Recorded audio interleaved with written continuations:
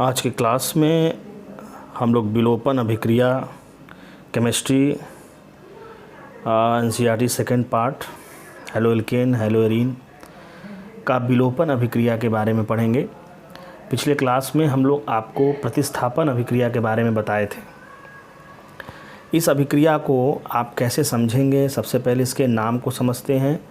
विलोपन, विलोपन का क्या अर्थ है?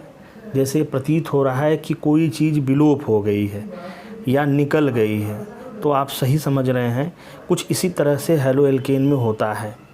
मान लेते हैं ये हेलो एल्केन है, इसमें एक तरफ हैलोजन लगा है और दूसरे कार्बन पे हाइड्रोजन तो होंगे ही, लेकिन यहाँ समझने वाली बात है कि हैलोजन जिस कार्बन से लगा होता है उसको आप अल्फ़ा याद रखेंगे और उसके जो पड़ोसी कार्बन है एडजेसेंट जिसको हम कह रहे हैं उसको आप बीटा हमेशा याद रखेंगे। ठीक है, तो यहाँ देखो विलोप क्या होता है, अल्फ़ा से हाइड्रोजन निकलता है और बीटा से हाइड्रोजन निकलता है और ये दोनों निकल जाएंगे। ठीक है, और दोनों निकल जाने के बाद अल्फ़ा और बीटा कार्बन के बीच पाई बॉन्ड का फॉर्मेशन हो जाता है। तो HX निकलेगा और पाई बॉन्ड का फॉर्मेशन होता है और यही विलोपन की पहचान होती है। ठीक है, तो आप ये समझ रहे होंगे कि इस अभिक्रिया में हाइड्रोजन और हैलोजन का रिमूवल होता है और हाइड्रोजन बीटा पोजीशन से निकलता है और हैलोजन अल्फ़ा पोजीशन से निकलता है। तो इस विलोपन अभिक्रिया को हम बीटा विलोपन भी कहते हैं। बीटा विलोपन। यदि आप ये सोच रहे होंगे कि सर अल्फ़ा विलोपन भी होता है, तो इसका आंसर सही है, आप सही सोच रहे हैं। अल्फ़ा विलोपन का अर्थ यही है कि यदि हम हाइड्रोजन और हैलोजन एक ही कार्बन से निकाल दें तो उसे हम अल्फ़ा विलोपन कहते हैं। कुछ बहुत सी ऐसी अभिक्रियाएं हैं जैसे राइमर टीमान अभिक्रिया है, उसमें आप देखोगे उसके मैकेनिज़्म में आगे पढ़ोगे कि उसमें अल्फ़ा विलोपन होता है और कार्बीन का फॉर्मेशन होता है। यहाँ पर हम लोग सिर्फ बीटा विलोपन की बात करेंगे और यह बहुत ही इम्पॉर्टेंट होगा आप लोग के लिए जानने के लिए कि बीटा विलोपन होने के लिए हमें क्षार की आवश्यकता पड़ती है। तो क्षार आप लोग पिछले क्लास में पढ़े होंगे, क्षार किसे कहते हैं?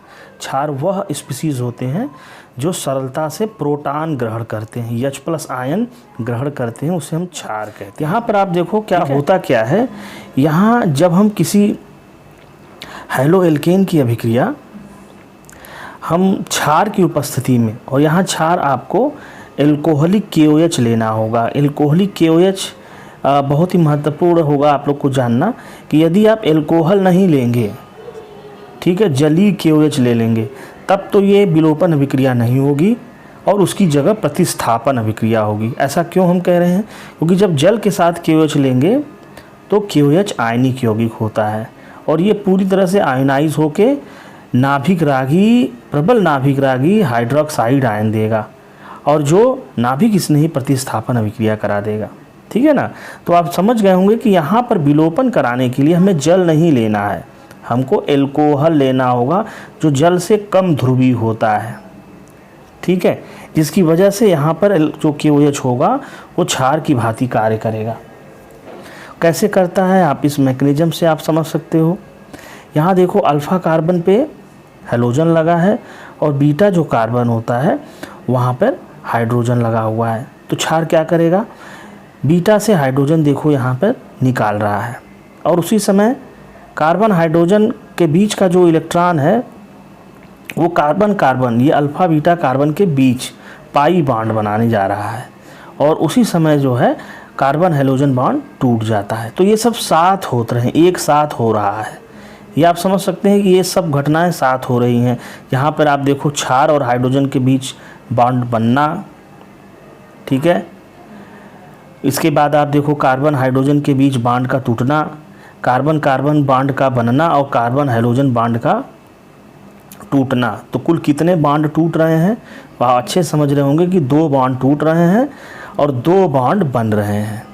ठीक है, तो उसमें देखो क्या हो गया कि यहाँ पर देखो प्रोटॉन जो हाइड्रोजन है वो निकल गया क्षार के साथ और एल्कीन का फॉर्मेशन हो जाता है। तो ये पहचान आप लोग याद कर लो कि विलोपन अभिक्रिया में अल्फ़ा और बीटा कार्बन के बीच पाई बॉन्ड का फॉर्मेशन होता है और एल्कीन जो होता है वो उत्पाद प्राप्त होता है। और इस अभिक्रिया को हम कहते हैं वी हाइड्रोहेलोजिनेशन रिएक्शन। ठीक है ना। तो अब इसमें एक चीज़ और आपको समझना होगा, यदि बीटा हाइड्रोजन एक से अधिक हो जाए तो क्या करेंगे आप? तो आप ये सिंपल समझ लो कि अगर एक से अधिक हाइड्रोजन होंगे तो एक से अधिक प्रोडक्ट बनेगा। लेकिन प्रश्न ये उठता है कि हम किस बीटा हाइड्रोजन को निकालना प्रीफर करेंगे। तो देखो, सैडजाफ का एक नियम याद रखना होगा आपको, और सैडजाफ के नियम के अनुसार हम बीटा हाइड्रोजन निकालने का रूल बनाएंगे। तो सैडजाफ ने क्या कहा था कि आप उस बीटा हाइड्रोजन को निकालो जहाँ पर पहले से ही बीटा हाइड्रोजन कम है, या दूसरे शब्दों में समझिए, बीटा हाइड्रोजन उस कार्बन से निकलेगा जहाँ पहले से ही हाइड्रोजन की संख्या कम होती है। तो देखो यहाँ आप केस देखो, ये बीटा है, ठीक है, 3 हाइड्रोजन, और यहाँ देखो ये जो बीटा है इसमें कितने हैं? 2 हाइड्रोजन। तो आप इन दोनों में से सिलेक्शन करोगे, किस में से निकालोगे? तो आप देखो इसमें 3 है, ठीक है, और इस बीटा के पास 2 है, तो आप 2 वाले से यहाँ से CH2 से हाइड्रोजन निकालोगे और बगल से Br निकालोगे, और दोनों के बीच क्या बनाओगे? अल्फ़ा बीटा के बीच पाई बॉन्ड। तो देखो ये 81% जो होता है ये सैडजेफ का प्रोडक्ट है, जबकि इस बीटा से अगर आप हाइड्रोजन निकाल रहे हो तो मात्र 19% बन रहा है। तो ये पेंट 1 इन है, और यहाँ पर जो दूसरा प्रोडक्ट मिला है वो पेंट 2 इन है। ठीक है, तो पेंट 2 इन जो होता है वो मेजर प्रोडक्ट होगा, सैडजाफ का प्रोडक्ट होगा। तो जो परीक्षा में आपको लिखना होगा तो अब इस प्रोडक्ट को बनाएंगे। तो ये जो लिखा हुआ है सैडजाफ का नियम, ये दूसरे शब्दों में ये कह सकते हैं कि वह एल्कीन अधिक मेजर होगा या ज़्यादा बनेगा जिसमें कार्बन कार्बन डबल बॉन्ड पे उपस्थित एल्काइल समूह की संख्या ज़्यादा हो। इसका अर्थ क्या है? देखो यहाँ पर मैंने बनाया, एक मेथिल निकाला है और यहाँ पर एक एथिल निकाला हो कार्बन कार्बन डबल बॉन्ड से, तो कुल एल्काइल ग्रुप 2 है। जब यहाँ निकालोगे तो यहाँ सिर्फ आपको नॉर्मल प्रोपिल एक समूह निकलेगा, क्योंकि इधर है ही नहीं है, तो कुल मिला के एक एल्काइल है।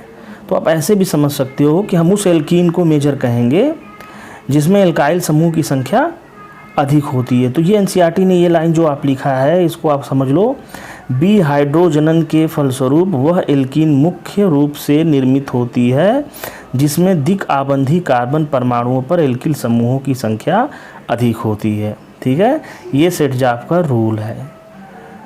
तो मैंने आपको आज विलोपन अभिक्रिया के बारे में बताया।